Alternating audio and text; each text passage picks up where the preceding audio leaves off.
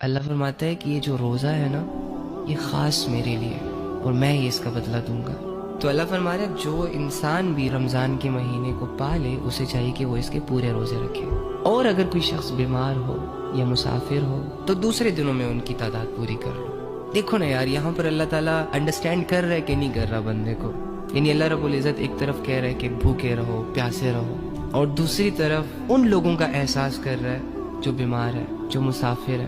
یعنی اس زمانے میں اگر سوچا جائے تو آج کل تو گاڑیاں ہیں، گرمیوں میں اے سی لگا ہوتا ہے، سردیوں میں ہیٹرز لگے ہوتے ہیں، لیکن اس وقت جو سفر ہوتا تھا وہ بہت مشکل ہوتا تھا۔ لوگ گدھوں گھوڑوں پہ سفر کیا کرتے تھے، تپتی ریت پر، دھوپ پر، چٹانوں پر چڑھا کرتے تھے۔ تو ظاہری سی بات ہے اتنی ٹف سچویشن میں 2 کلومیٹر چلنے کے بعد زبان باہر آ جاتی ہے پیاس سے، اگر پینے کو کچھ ملے نا تو جان حلق تک آ جاتی ہے۔ تو اللہ احساس کر رہا ہے نا مسافروں کا، اللہ کو پتہ ہے نا کہ سفر میں کیا حال ہوتا ہے۔ دیکھو اللہ کیسے جان رہا ہے انسان کی فیلنگز۔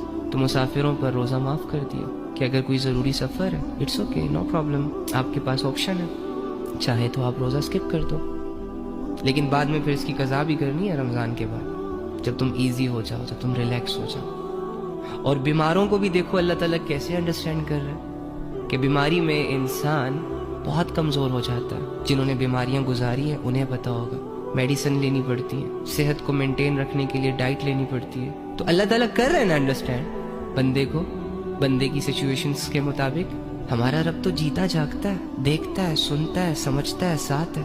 ہمارا رب زمینی من گھڑت خداؤں کی طرح تھوڑی نا کہ جن کے سامنے رویا جائے، جن کے سامنے لمبی لمبی باتیں رکھی جائیں اور وہ ٹس سے مس نہ ہو۔ ہمارا رب تو الحمدللہ تو بیماروں پر روزہ معاف کر دیا۔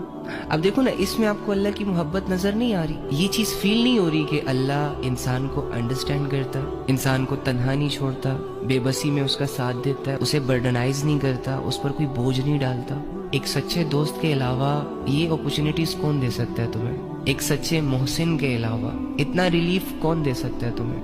تمہاری 60-70 سال کی زندگی کی عبادت کے بدلے ہمیشہ کی بادشاہت دینے والا اللہ کے علاوہ کون ہو سکتا ہے؟ 50 سال کے گناہوں کے بعد ایک رات کی عبادت اور دل سے نکلے چند توبہ کے الفاظوں سے تمہارے 50 سال کے گناہوں کو معاف کرنے والا اللہ کے علاوہ کون ہو سکتا ہے؟